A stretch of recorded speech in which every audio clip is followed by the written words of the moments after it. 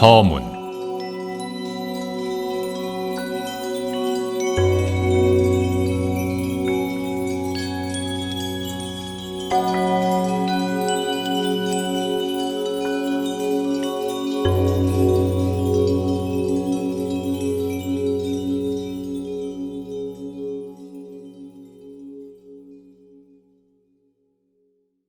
세상의 부귀영화란 꿈과 같고 아침 이슬과도 같아서 영원하지 않습니다. 현상세계의 모든 것은 무상하여 항상하지 않습니다.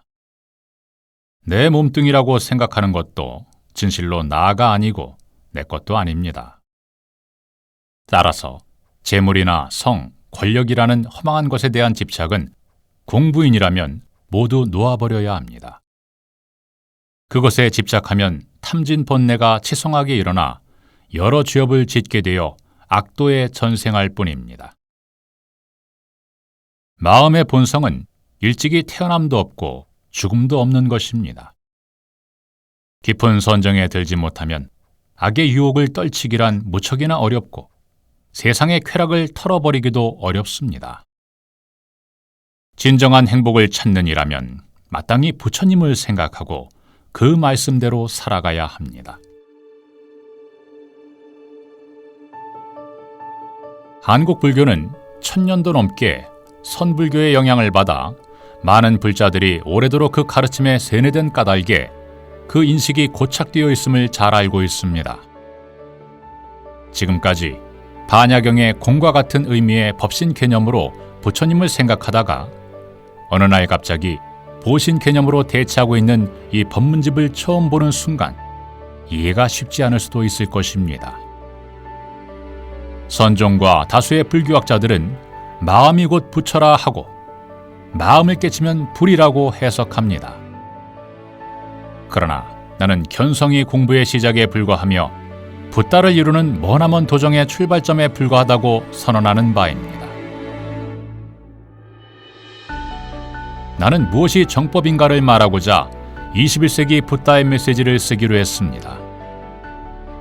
부처님의 보신이 계시다는 것을 말하고자 이 책을 씁니다. 부처님은 계십니다. 법신불은 형상이 없어 생각할 수도 행위할 수도 없음을 알아야 합니다. 그런데 나는 깊은 산매에 들어서 무아 속 절대계에 눈, 귀, 코, 입의 얼굴 모습과 30 이상의 거룩한 형상을 갖추신 보신 부처님을 배웠습니다. 그 부처님은 실로 전지하시고 만능자재하신 대자대비한 인격을 갖춘 절대자였습니다. 이 사건은 진실로 역사 이래 경천동지할 일입니다. 법화경 열애수량품에서 언급했듯이 석가모니 부처님은 실제로 멸도하지 않으셨고 지금도 영산정토에서 항상 법을 설하시며 보살들을 교화하고 계십니다.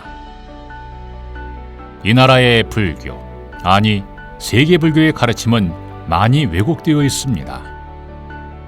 이는 교학의 바탕이 되는 불교 경전에 문제가 있어서 그렇게 된 것입니다. 대승경전은 붓다의 화신이 쓴 경전으로서 기본적으로 부처님의 교설입니다. 따라서 대승 전체를 부처님의 교설이 아니라고 보는 대승 비불설은 맞지 않습니다. 다만 경전 내용 중에서 후에 학자들이 가필한 내용은 불설이 아닌 부분이 있어 이 부분은 걸러내야 합니다.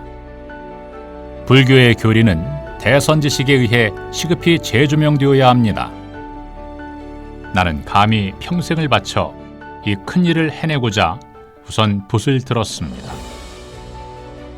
이는 실로 불과를 이룬 어른이라야만이 할 수 있는 대작불사입니다.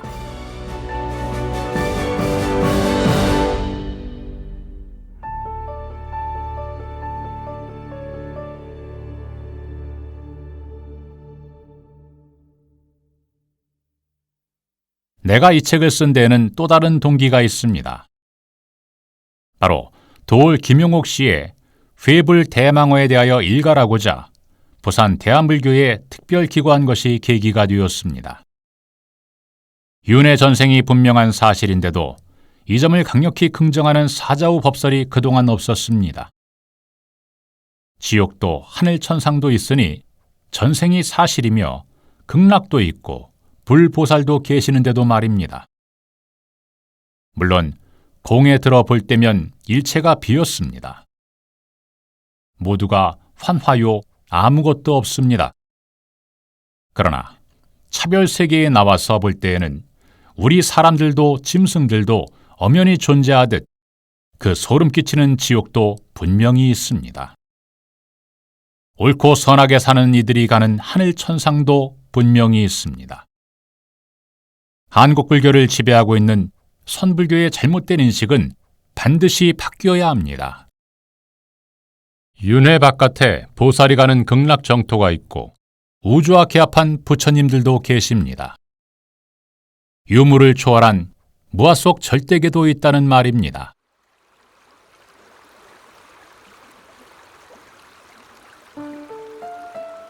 공을 깨닫고 마음의 본래 자리를 보는 것, 존재의 빛을 보는 것은 과연 수행자의 목표입니다.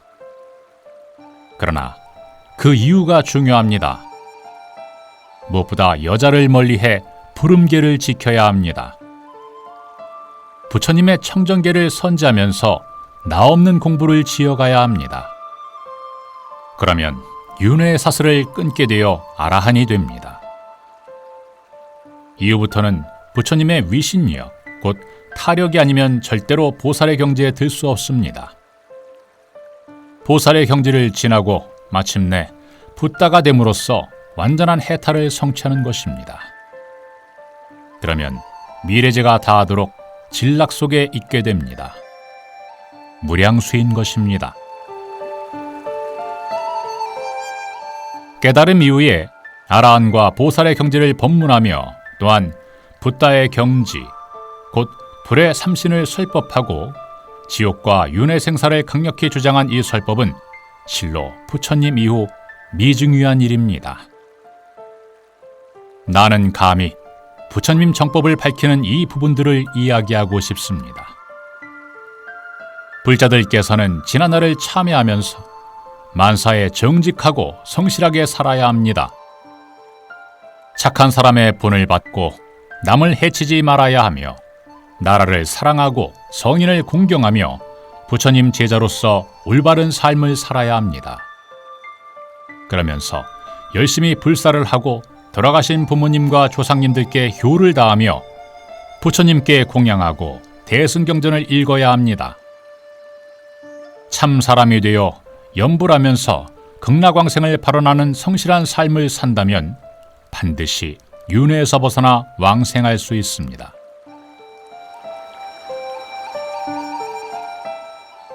출가하여 수행하는 이들은 반드시 청정계를 생명처럼 알고 철저히 지키면서 육바람 일행을 하면서 칭명연불로 살기를 간절히 권합니다.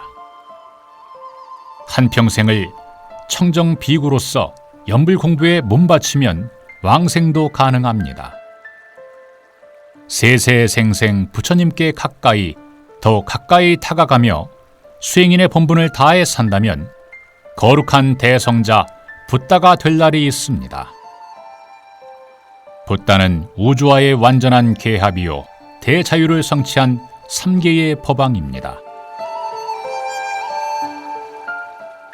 나는 하늘천인 3계를 벗어난 아라한, 보살, 붓다로 올라갈수록 성모가 거룩해지고 누리는 복락이 배가 된다는 사실과 아래 지옥으로 내려갈수록 환경이 열악해지고 고통이 극심해진다는 것을 알았습니다. 3계의 법왕이신 석가모니 부처님을 친견하고 친히 법문을 들어왔으며 또한 부처님의 위신력으로 모두를 보고 확인했기에 이 소식들을 책으로 엮어 세상에 내놓게 된 것입니다. 저 세상이란 없고 죽으면 끝이라고 믿는 말법 세상입니다.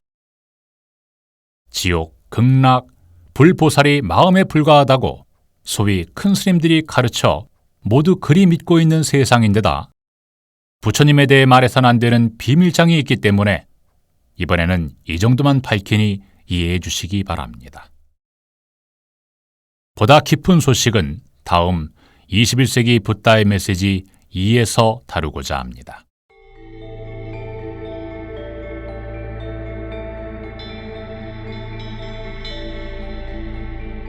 이 책을 처음부터 끝까지 몇 번이고 정독하여 행으로 옮기시는 독자들은 104위 화엄 성중은 물론 그 가운데 특히 약사 12야차 대장과 그 휘하 84,000 신중들 그리고 화엄 용신들의 신통가피를 입게 되어 가정이 화목하고 소망을 성취하여 금생에 복되게 살며 다음 생에도 악도에 나지 않거나 윤회생사에서 벗어나 해탈을 성취하게 될 것입니다.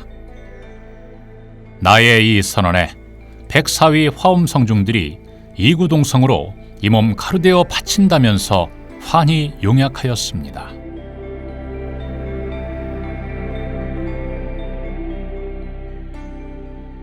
이 책이 세상에 나올 수 있었던 것은 첫째, 희유하고 거룩하신 우리 교주 불세존 석가모니 부처님의 하명이 있으셨기 때문입니다. 추천사까지 내려주신 붓다 중 붓다이신 우리 부처님께 오체투지하면서 이 영광을 돌립니다.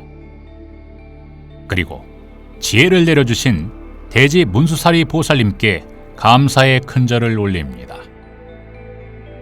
무엇보다 광명만덕님께 물론 인사를 드리고 다음으로 부처님의 뜻을 받들어 이 책을 펴내는 과정에서 처음부터 끝까지 함께한 상행, 정행 두 보나보살께 치아의 말씀을 빼놓을 수 없습니다. 이 책이 나오기까지 열심히 교정을 보아주신 대원 스님, 연호 스님, 정수 스님, 해운 불자님, 화은각 정교찬 사장께도 진심으로 감사를 드립니다. 끝으로 책가까지 정해주실 정도로 관심을 기울여주신 약사열의 부처님께 머리 숙여 인사드립니다.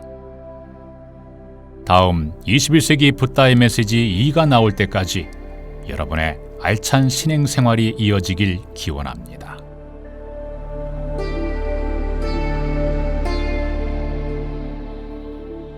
나무 3계왕 남선부주 교주 시아본사 구원실성 석가모니불 불기 2549년 음력 3월 7일 현지궁 현지사 자제만현